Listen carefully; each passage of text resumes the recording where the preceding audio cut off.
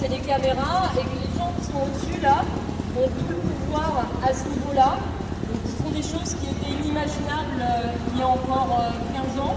Par exemple, réhabiliter le maréchal Pétain, réhabiliter Maurras, réhabiliter Maurice Barrès, et qu'en plus ils se font passer pour des rebelles, c'est-à-dire que comme tous les fascistes à travers l'histoire, ils se présentent d'abord comme des amis du peuple. Cela dit, en réalité, aujourd'hui, Emmanuel Macron peut à la fois avoir la honte de commémorer Jean Moulin et en même temps avoir essayé d'organiser une commémoration de Maurras. Et donc finalement, les gens qui sont au-dessus ne sont jamais rien que des macronistes et des alliés de Darmanin. Voilà, donc c'est pour ça qu'on pensait qu'il était important aussi d'être là dans le réel, mélangé, et d'être là pour parler d'islamophobie, parce que c'est une chose dont on n'a pas osé parler dans son plan sur les retraites, c'est une chose dont on n'a pas osé parler quand ils ont commencé à parler des dissolutions d'organisations de gauche, d'organisations écologistes. C'est une chose dont on n'a pas osé parler quand on s'est rendu compte qu'on était tous fichés S. C'est une chose dont on n'a pas osé parler quand ils nous ont appliqué des lois qui ont été votées après 2015 avec la normalisation de l'état d'urgence. Et en fait, on n'a pas osé en parler parce qu'on a peur d'être assimilé aux musulmans et qu'il arrive la même chose à ma communauté, à la gauche qu'à ma communauté, c'est-à-dire les dissolutions, les perquisitions, les interventions de la police dans des écoles, la fermeture de mosquées, et puis ensuite ce qui a été dévoilé par Mediapart il n'y a pas très longtemps, c'est-à-dire les attaques contre les mosquées. Je voudrais notamment rendre hommage aux camarades de la mosquée de Flessac qui ont fait l'objet d'une tentative de dissolution qui a été annulée par le tribunal administratif, mais qui ont ensuite fait l'objet aussi d'une attaque et d'une tentative d'incendie. Il faut dire, ça aussi, c'est ça, la France de 2023. C'est des attentats d'extrême droite. Il y a eu 3 personnes qui sont mortes en décembre. Ça n'a pas fait la une, on n'a pas appliqué de punition collective à l'extrême droite comme on l'a appliqué aux musulmans après les attentats de Daesh. Il y a eu 70 mosquées attaquées depuis 2019. 2019, c'est l'année où la dernière grande manifestation contre l'islamophobie, la dernière grande manifestation vraiment antifasciste, a été organisée après l'attentat de Bayonne qui a blessé 2 personnes âgées gravement. À cette époque-là, la gauche s'est trouvée très gênée parce que CNews et les autres ont dit eh bien, vous êtes avec des salafistes IGS, vous êtes avec des islamistes, et puis on a perdu. Alors aujourd'hui, je voudrais dire à CNews, en tant que féministe, en tant que gauchiste, que en fait, ils peuvent nous traiter de ce qu'ils veulent, et ils peuvent dire qu'on est avec des salafistes IGS, et que les salafistes sont avec des féministes IGS, eh bien, on s'en fout, parce que quand on a gagné la guerre d'Algérie, et quand on a gagné en 1945, c'était un peu tout ça aussi. Voilà, merci.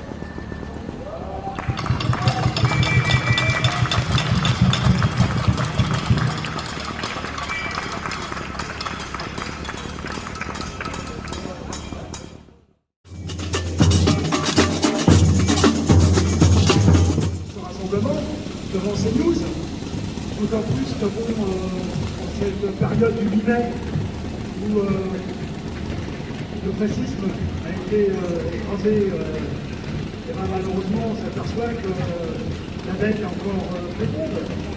Donc il nous reste d'être vigilants pour combattre le fascisme. Je tiens à dire aussi que notre secrétaire, notre secrétaire Sophie Binet, a refusé plusieurs interviews là, récemment à CNews parce que, bon, pour les raisons que vous avez évoquées ici, quoi. Nous, c'est vraiment la scène américaine d'Oxford. Donc, restons vigilants, restons unis et restons en contact les uns et les autres dans un cadre unitaire.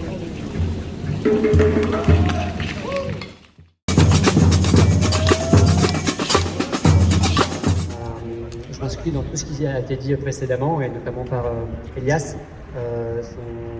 Sa prise de parole est hyper forte et je suis convaincu qu'elle est partagée par un très grand nombre de musulmans et de musulmanes. C'est hyper important de ce genre d'informations parce que ça casse un certain nombre de clubs qui ont la peau dure malheureusement et qui sont véhiculés ici, mais alors pas qu'ici. Moi je suis syndicaliste, je suis militant de la critique des médias, entre autres. C'est deux titres et bien d'autres que je viens ici. Alors je viens pour au moins 2 raisons. Première raison, ça me semble indispensable d'aller soutenir de façon indéfectible toutes les personnes qui sont victimes de racisme, quelle qu'elle soit, et quelle que soit la forme que prend ce racisme. Et malheureusement, les musulmans et les musulmanes en prennent une très grosse part de ce racisme d'État quotidien, et pas que dans les médias. Et je viens aussi en tant que donc militant de la critique des médias et avec la volonté ferme qu'on soit tous et toutes ensemble très nombreux à bien comprendre que la question de la réappropriation démocratique des médias pour en faire un pôle d'information publique ou quelle que soit la forme que ça prend, public pas géré par l'État bien sûr, c'est un combat politique de premier ordre, comme l'est le combat antiraciste, comme l'est le combat féministe, comme l'est le combat social, et j'en oublie probablement. C'est vraiment un combat de premier ordre parce que c'est sur ces chaînes-là et ces news, mais aussi sur le service public, et il faut bien le préciser, à des livres divers bien sûr, que nos mobilisations, nos colères, nos rages, nos révoltes sont méprisées, invisibilisées, caricaturées et qu'on doit cravacher jour après jour pour obtenir le soutien de ce que eux et elles appellent l'opinion publique. Voilà, parce que nos rages, nos révoltes sont majoritaires dans le pays, ça on en est convaincu. Si vous êtes là, vous êtes convaincu aussi qu'en gros on va dans le bon sens. Mais il faut passer ce mur-là, et ce mur-là, c'est le mur de l'argent, ça a été dit, hein, donc je ne vais pas développer, mais c'est le mur de l'argent, c'est le mur des possédants et des possédantes. C'est la loi de 1947 qui empêchait tout capital financier de posséder plus d'un média, qui n'a jamais été appliqué, et maintenant on en voit le résultat. C'est une dizaine de milliardaires, à peine plus de 10, et de moins en moins d'ailleurs, qui s'approprient 90% de la presse écrite, et tout un tas de chiffres de ce style-là qui peuvent être développés dans ce que le Monde diplomatique et Acrimed ont publié, la carte qui possède quoi, que vous pouvez retrouver sur le site de ces deux, du Monde diplomatique et d'Acrimed. Voilà, moi je vous engage vraiment à tous ensemble à parler autour de vous de toutes ces initiatives et toutes ces assos. Alors là je parle d'Acrimed parce que j'en fais partie, mais il y a tout un tas de médias indépendants. J'ai un exemple là dans les mains, c'est QFD, qui n'existe que parce qu'il y a des gens qui l'achètent, qui n'existe pas parce qu'ils ont obtenu l'aval de l'État ou qu'ils ont l'argent nécessaire pour s'installer dans le paysage médiatique, et qui est menacé jour après jour, tous les jours, de disparition. CQFD, ça fait 20 ans que ça existe, avec une équipe de quelques bénévoles et 1 ou 2 salariés à mi-temps qui bossent mais des 50-60 heures par semaine pour que le mensuel de critique et d'expérimentation sociale, et mais il y en a plein d'autres, puisse voir le jour et parler de toutes les luttes qui existent en France, mais partout dans le monde. C'est ce qu'ils font, c'est ce que font tout un tas de médias aussi en ligne. Je pense à Street Press, alors je vais pas en citer beaucoup, mais il y en a tout un tas. Allez voir la carte que fait Reporter, et un autre média hyper important, la carte de la presse pas pareil, ou l'Âge de Fer aussi, un journal écologiste, aussi papier. C'est des centaines d'initiatives comme ça qui existent partout dans le pays, qui permettent de faire vivre nos colères, nos luttes et notre critique sociale. Et au-delà de ça, ça ne suffira pas. Il va falloir pour mettre à bas tout ce racisme et toute cette casse sociale, il va falloir qu'on lutte tous et toutes ensemble pour se réapproprier l'ensemble du paysage médiatique, parce que c'est pas normal que ce soit des financiers et ou l'État qui dicte l'agenda politique via l'agenda médiatique. C'est juste insupportable. C'est juste insupportable que notamment la parole d'Elias a porté, mais d'autres ne puissent pas s'entendre tous les jours sur un certain nombre de chaînes, un certain nombre de journaux de papier. Donc voilà, c'est un peu pour toutes ces raisons-là que je suis venu, et je remercie donc Ligne de Crête et la CGT et je crois que c'est celui de 95, c'est ça, qui ont appelé à ce rassemblement, et j'espère qu'il y en aura bien d'autres et pas que devant ces lieux.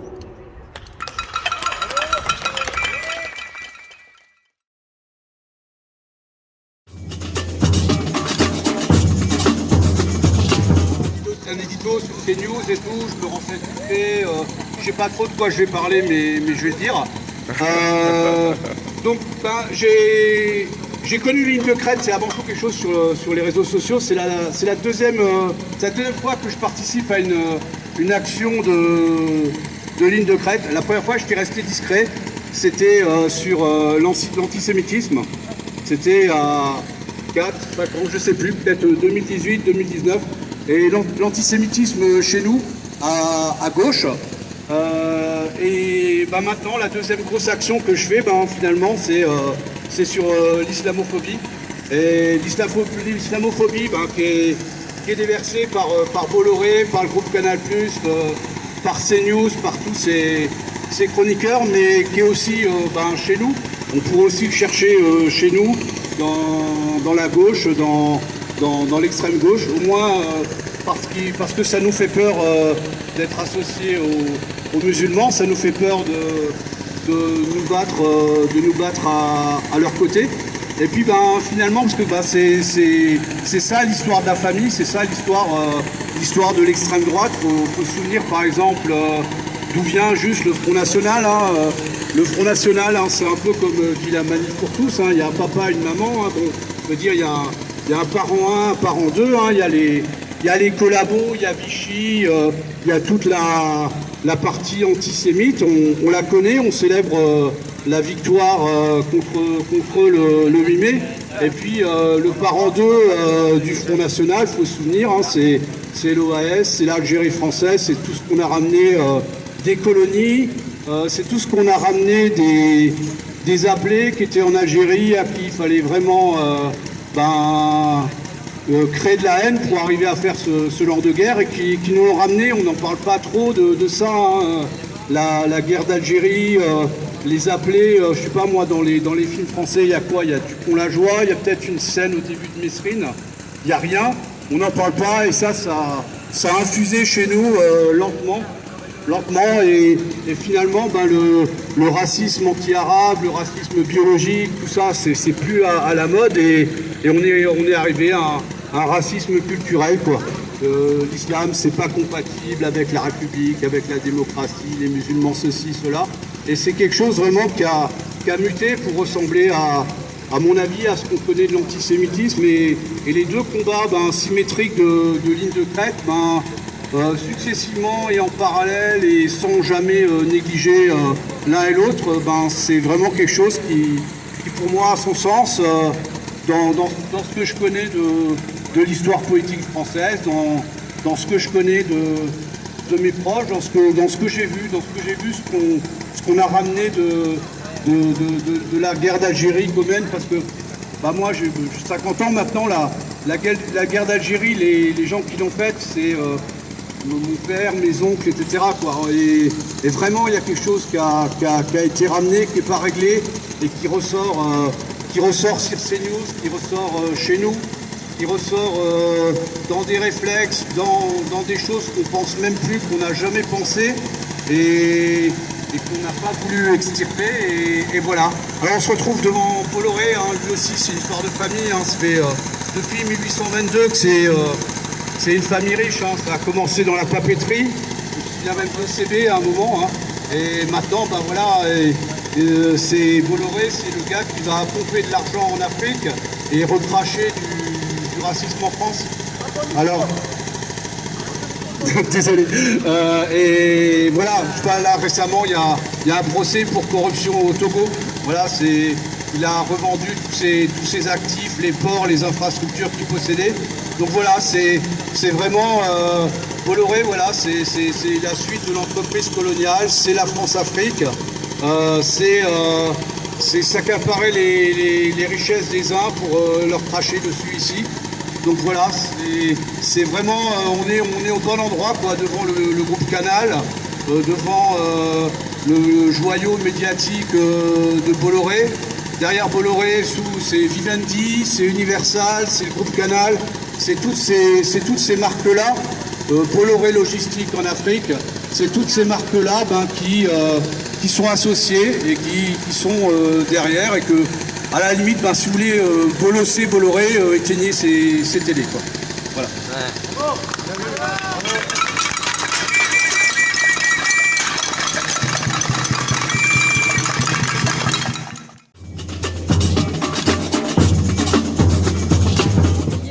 Jonathan, parce qu'entre autres bêtises, ligne de crête était à Sainte-Soline. Il faut savoir qu'on n'est pas un groupuscule spécialement écologiste, on y était surtout allé par rapport à tout ce qui était dit contre les éco-terroristes, les éco-séparatistes. On se dit, tiens, peut-être des comme nous.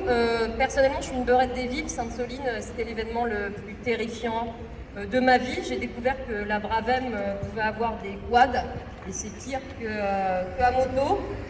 Et ça a été un moment bouleversant parce que ça a été un moment d'unité incroyable entre des gens qui avaient des méthodes d'action très différentes, des gens qui ont protégé le cortège pacifiste Trouillard, dont moi, je les remercie là, et des gens qui évidemment aujourd'hui sont menacés de dissolution.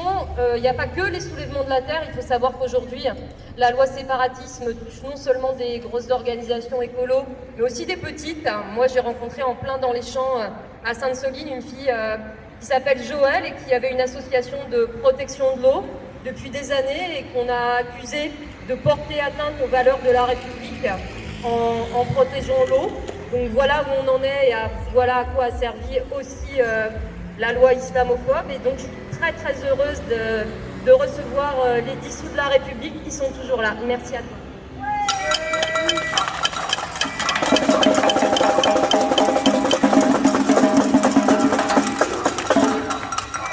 Bonjour à tous. Donc je m'appelle Jonathan et j'ai rejoint les soulèvements de la Terre. Je ne peux pas me permettre de parler en le nom de tous mes collègues de soulèvement de la Terre, mais pour moi il me semble en tout cas important de faire converger les luttes, parce qu'on lutte en fait finalement contre les mêmes personnes, contre le même système qui s'entretient lui-même et puis qui a très peur de tout ce qui veut récupérer ses droits finalement. Donc à la fois pour protéger le climat ou contre l'islamophobie, de toute façon ils sont toujours là en face de nous. Et je suis très content d'être là aujourd'hui parce que on lutte contre les mêmes personnes et puis je suis très content d'être là avec vous.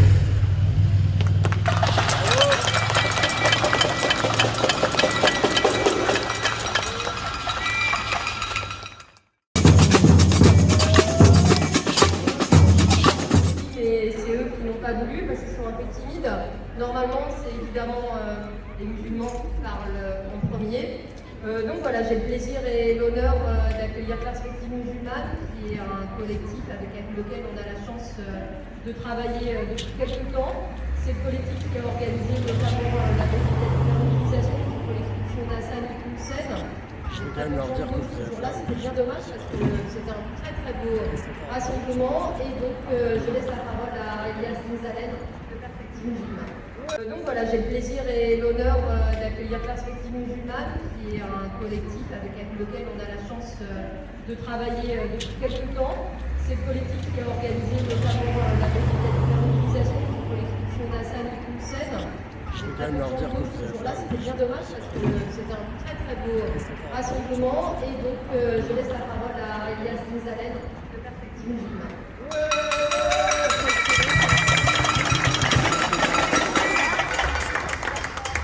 Bonjour à tous.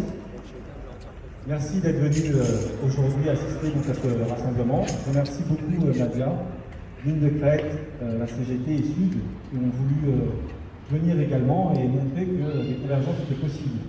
Des convergences possibles alors que d'autres essayent d'organiser la séparation. Je pense évidemment à nous et à ce gouvernement.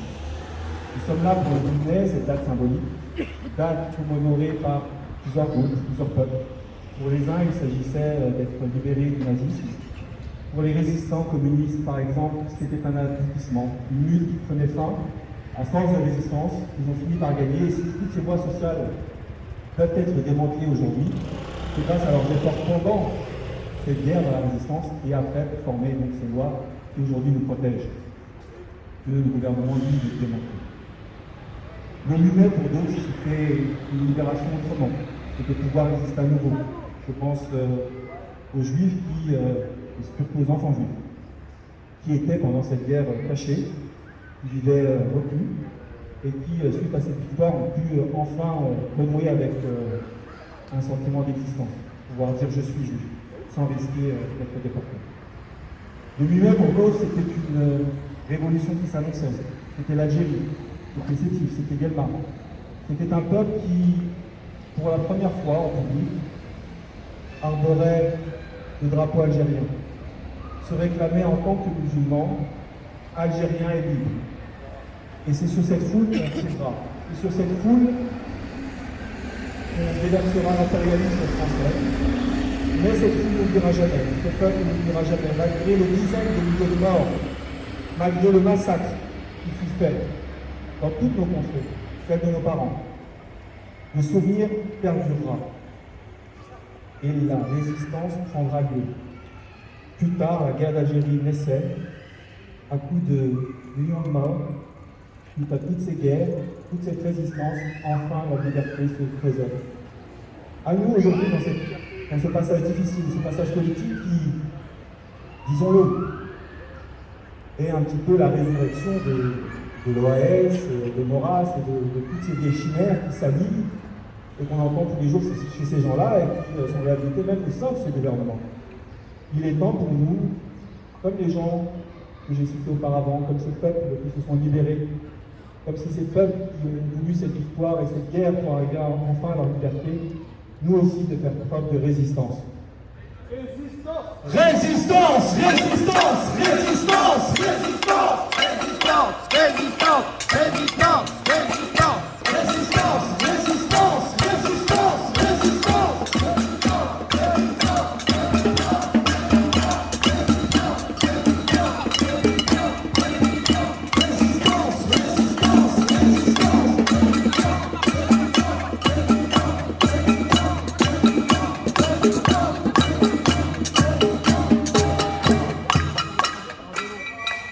Nous sommes là également aujourd'hui devant CNews, c'est parce que CNews est un symbole en lui-même. Le symbole pour nous de l'islamophobie, le symbole d'une haine qui est portée tous les jours contre notre communauté, qui s'est matérialisée par ce gouvernement et ses lois, la loi séparatisme, qui, je le rappelle, a fait dissoudre des centaines d'associations, qui a vu des millions d'euros spoliés, qui a vu envoyer la police dans des écoles face à des gamins, pour les terroriser, pour les empêcher d'être musulmans, leur faire honte d'être musulmans. Qui a vu également appeler à cette haine et la voir se répandre au sein de la population, à tel point que nos sœurs se sont fait agresser. Mais malgré tout, elles résistent et nous résistons avec elles. Nous sommes de cette résistance musulmane, de cette parole musulmane, et devant ces news, puisque Pascal Praud nous demandait où nous étions, les musulmans, nous leur disons que nous sommes là, aussi bien dans la lutte contre l'islamophobie que pour combattre pour les droits sociaux que eux et leurs alliés essayent de détruire petit à petit.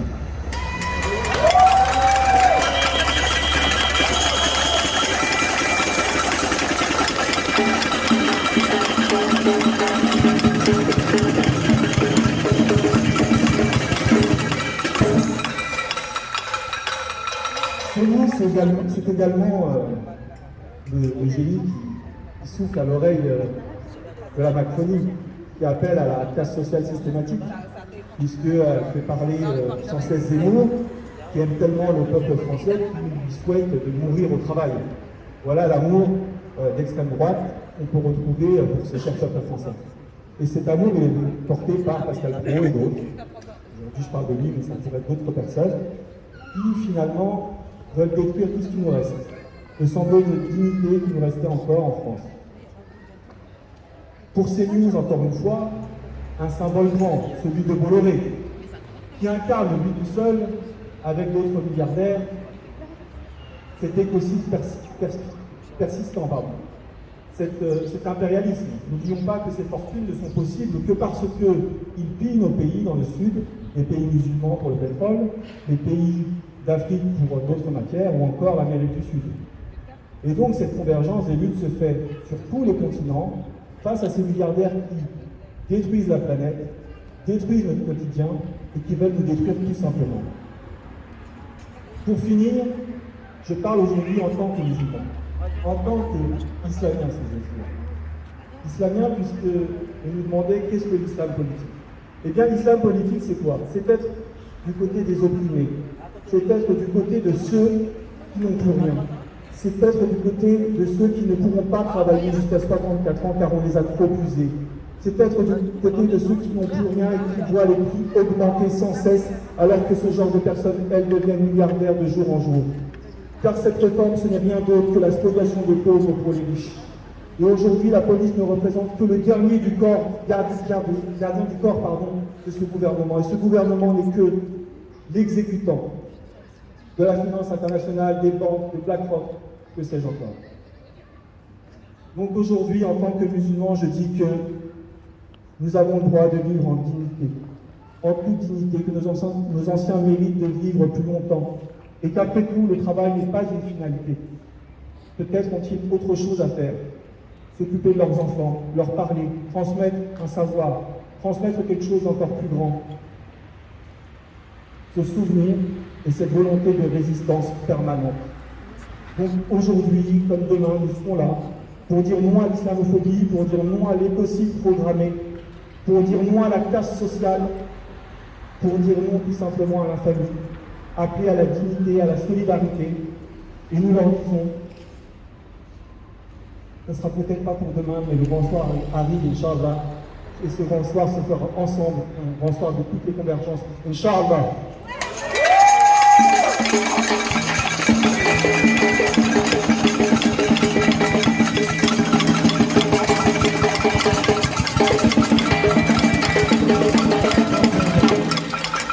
Face à l'écocide, face à la casse sociale, face au séparatisme d'État, nous répondrons solidarité.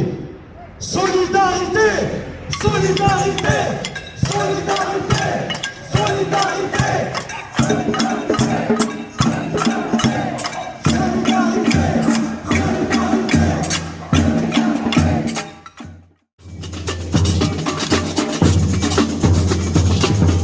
On vient d'horizons différents et sur cette ligne, c'est ça qui est joli, ça donne à voir un beau panorama. Les lignes de crête en général, ça fait des angles à 180. Moi je suis militante au départ depuis 2015 sur l'accueil des exilés. L'accueil des exilés, ça nous a permis de voir très concrètement la violence extrême que l'État, l'Europe, peut mettre en place pour empêcher les gens d'arriver. Et il nous a été assez clair que c'est parce qu'ils étaient musulmans. Et on avait déjà dit en 2015 que voilà, l'État était un État raciste et que si les gens étaient blonds aux yeux bleus, ça serait différent.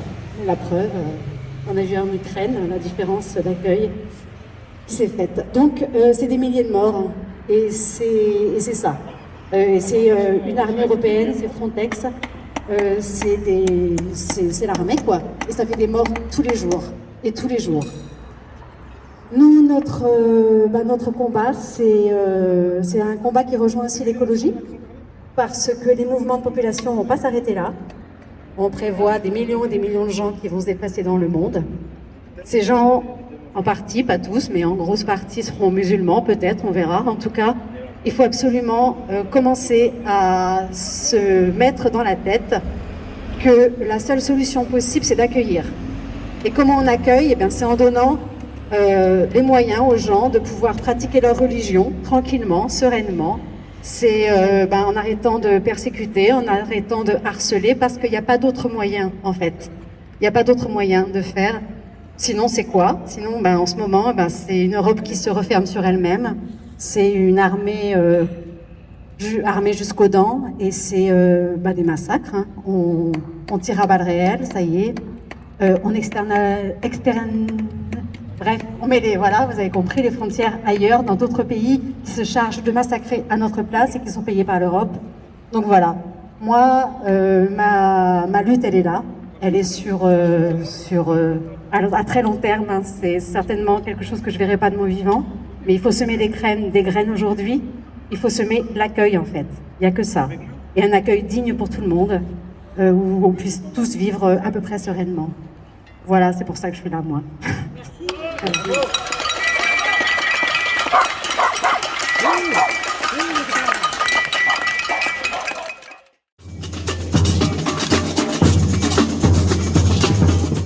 dire qu'ils vont dénoncer.